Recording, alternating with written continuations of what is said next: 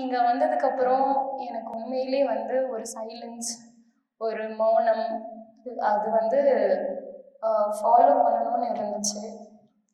So எப்படியோ வந்து ஒரு 3 டேஸ் மௌனம் பண்ணி சைலன்ஸில் இருந்துட்டு உண்மையிலே சூப்பராக இருந்துச்சு. அதுக்கு இதுக்கப்புறம் நான் வந்து எங்கே போனாலுமே தனியாக இருந்துருவேன்னு ஒரு இது இருக்குது. ஸோ வந்து யாரோடையோ ஒரு எந்த எக்ஸ்பெக்டேஷன்ஸுமே இல்லை யாருக்கூடையும். சரி கூட யாராவது இருந்தால் தான் நான் வந்து அந்த மூமெண்ட்டை என்ஜாய் பண்ண முடியும் அப்படின்லாம் கிடையாது. இனிமேல் எங்கேயாவது போகணுன்னா சோலோவே கிளம்பிடுவேன் அப்படின்னு ஒரு நம்பிக்கை இருக்குது.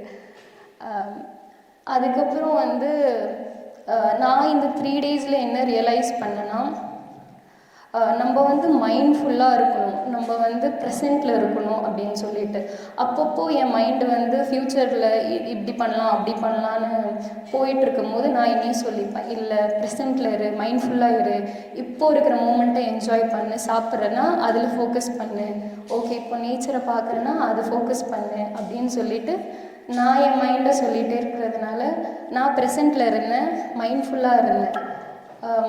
ஓவரால் இதுதான் என்னோடய எக்ஸ்பீரியன்ஸ். ஸோ இதில் வந்து மெயினாக எனக்கு ரொம்ப பிடிச்ச விஷயம் என்னென்னா நேச்சர் கனெக்ட். அதில் மெயின் வந்து டேமரின் ட்ரீக்கு கீழே உட்காந்து நம்ம மெடிடேட் பண்ணது தான் எனக்கு ரொம்பவே கனெக்ட் ஆச்சு. அங்கே தான் டீப்பாக வந்து மெடிடேட் பண்ண மாதிரி இருந்துச்சு. நான் அது மெடிடேட் பண்ணலாம் இல்லை தூங்கிட்டேனான்னு எனக்கு தெரியல, ஆனால் சூப்பராக இருந்துச்சு. அதுதான் எனக்கு ரொம்பவே பிடிச்ச விஷயம். So thank you.